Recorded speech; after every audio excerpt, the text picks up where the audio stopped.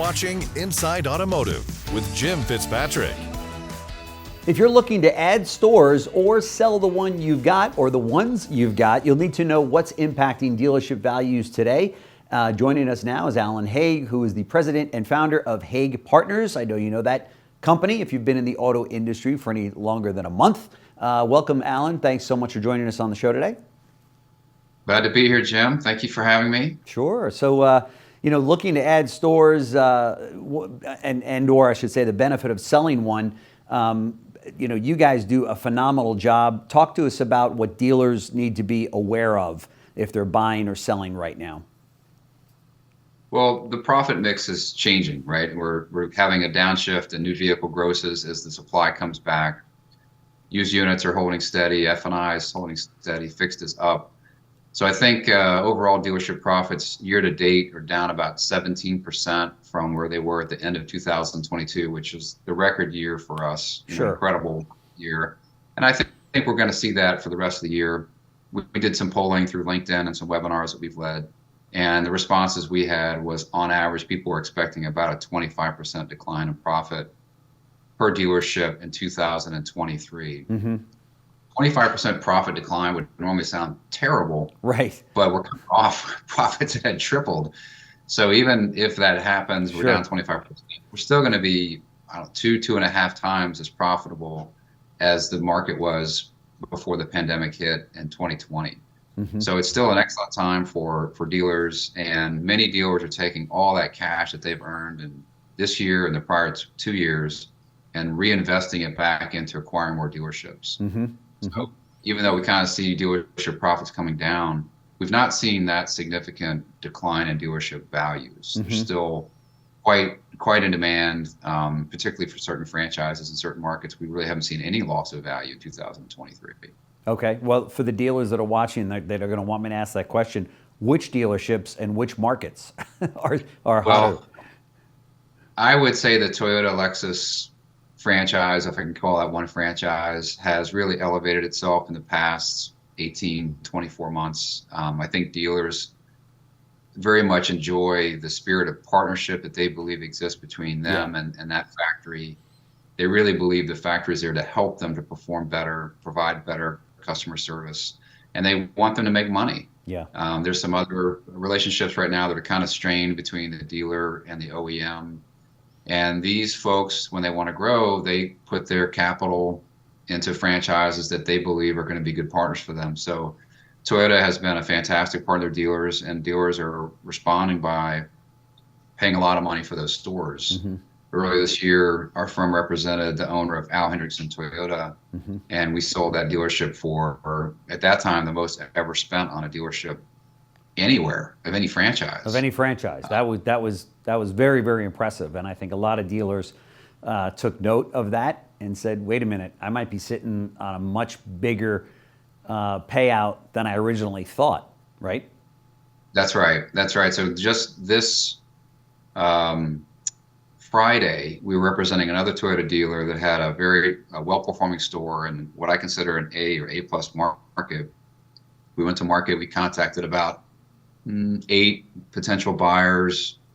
We ended up getting 4 strong written offers and had a bit of a bidding war between the top 3 parties, and end up accepting an offer that was above the top of the range that we had estimated to that dealer before he engaged us.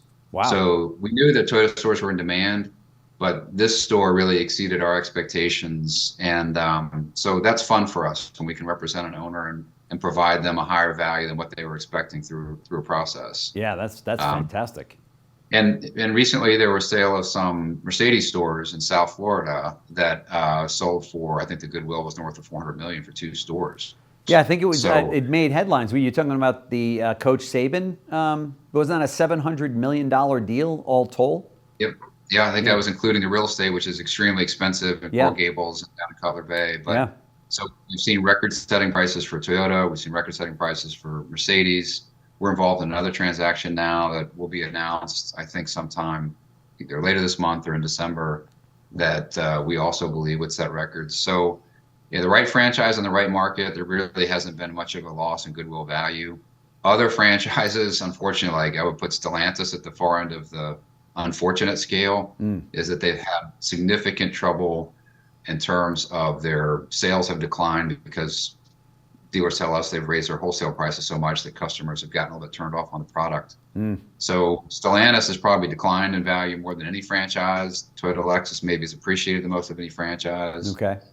And, other brands are still performing well. Like Kia, I would say, has become one of the most desirable franchises for people, especially if they didn't have any Korean mix in their portfolio. We're definitely seeing interest in Kia as well. That product has been very exciting for customers. Yeah, for sure. And the dealership profits have skyrocketed. A lot of stores are now too small for their current volume, so there's a chance to invest and have additional income from fixed ops post-closing.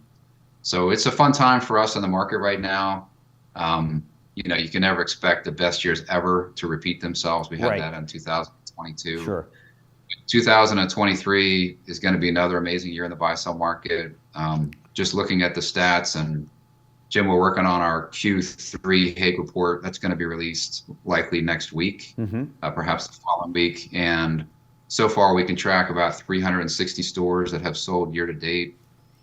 That's down about 19% from the same time last year. Okay. If the same pace continues, we would expect to see almost 500 stores being sold in 2023. That would put it the number 3 best year in the buy-sell industry after 21 and 22. So, wow. Still about 50% above the buy-sell volume that we had before the pandemic. And as I mentioned, blue sky values are still more than twice as high as they were before. So more volume and twice the value. That makes folks like me and our clients pretty happy. Yeah, yeah. Has the interest rate situation impacted this at all? I mean, it would seem to me with money costing what it does these days that you'd have that as a negative impact on the buy-sell. It doesn't sound like it's been, if it hasn't played much of a role. Normally, I would say yes, that when rates go up, that reduces the cash flow for the buyers because more of the cash flow from the store has to go to service the debt. Right. We've seen some people talking about that, and they might have pulled in their horns a little bit. So they had some real negative effect to values or volume of transactions. But that's been more than offset by all the cash that dealers have been making in the last 3 years. Right. So if you think about dealerships' profits, that went from maybe a couple $1 million per rooftop for publicly traded companies, which are bigger ones, to over $6 million. You do that if you have a group that has 2, 4, 6, 8 stores, and you're making all that extra money. You can't spend that on planes and boats and trips and everything else. So a lot of dealers have been, well, certainly people are trying. The number of yacht sales and plane sales has gone up during the pandemic era. That's right. That's right. But what's really gone up are the bank accounts for the dealers. So the cash they've accumulated in savings or the offs they've paid down their floor plan significantly. They're saying, I still want to grow. I might not want to take on acquisition debt at 8%. So instead, I'm going to take this cash that's sitting around, it's easily accessible to me, and I'll invest that in the deal. So rather than getting 50% blue sky financing, maybe I'll only take 30%. Yeah. And I'll finance the rest with cash. And perhaps in 2 years or 4 years when rates come down, I can refinance if I want. But for right now, we've not seen a big diminution in profits or in interest rates driving up deal values. Sure. And what about the publics? What say you on their activity for 2023 and going into 2024? Are they going to be out there in a big way next year, acquiring stores? Yeah, all of them in their public earnings releases have talked about the level of activity that they're anticipating. We're involved now with a couple of publics on transactions we're working on. There's a large transaction in Mid-Atlantic that's been announced. So we expect they're going to continue to grow. There was a bidding war over in the UK for Pendragon, which is a large dealership over there. So, these $500 million, billion, $2 billion transactions of large dealership groups, they're going to continue. So for the largest dealers, when they decide, hey, I'm ready to exit, they're going to be a handful of people there bidding to acquire their businesses. Not 10, but a handful, and sometimes that's all you need for a seller. Sure.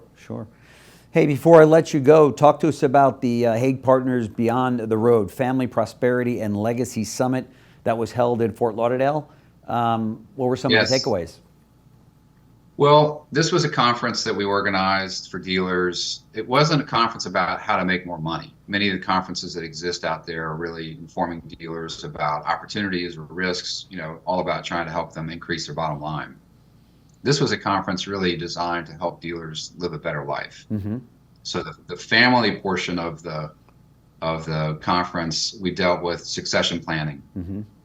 And we had the Weiler family, we had the Laham family, and we had the Morgan family families come and talk about how they've been passing the business responsibilities, the ownership, the challenges from father to son. Mm-hmm. We need to have some female dealers transitioning up there too.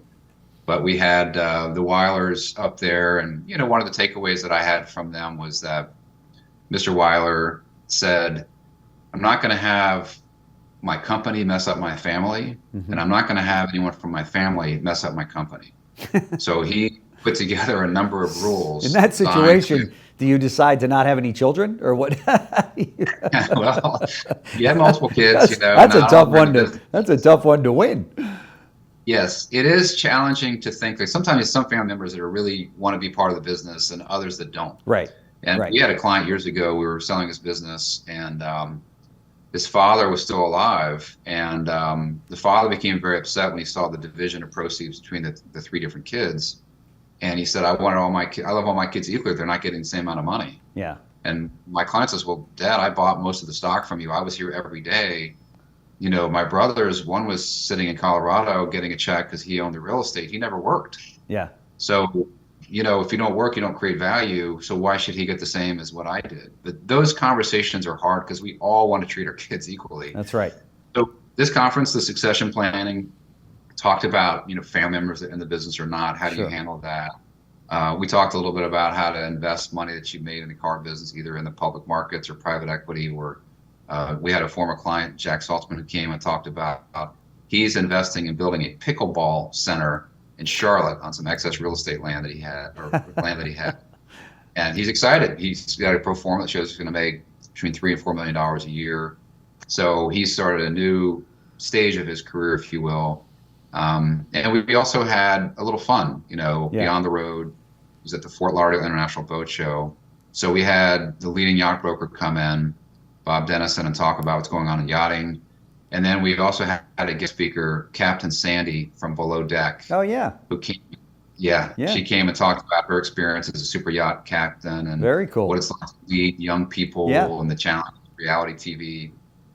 And, the other part of the day, too, was an optional session in the morning talking about mental health. And it's something that none of us are really trained on as growing up. We might have taken CPR or first aid classes. Yeah. They were about your physical health. Yeah. But whether it's due to electronics, social media, all the medications that are out there, I think many families, dealer families, are handling now, what do you do if a family member or a teammate or a friend suffers from anxiety or depression? So we had an organization called Be Nice that gives instruction to companies, organizations on how to handle these challenges, what to do as an individual if you notice someone that you care about is struggling. Mm-hmm.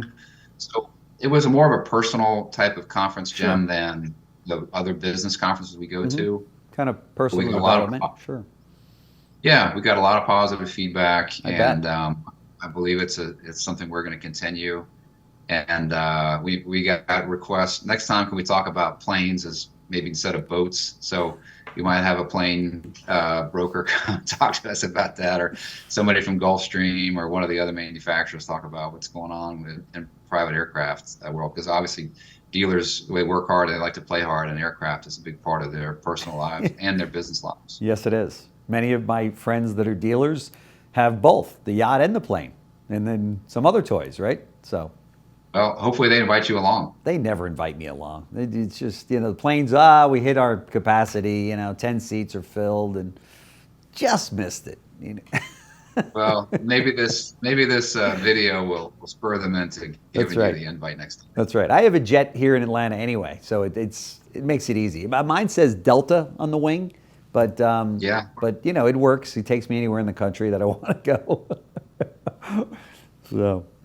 That's something. Well, thank you so much for coming in and sharing this with us. It sounds like it's still a great time to either buy a dealership because of the future. Sounds like it's going to be another strong year in retail automotive. A little bit off, but to your point, you're still way ahead of where it was prior to 2019.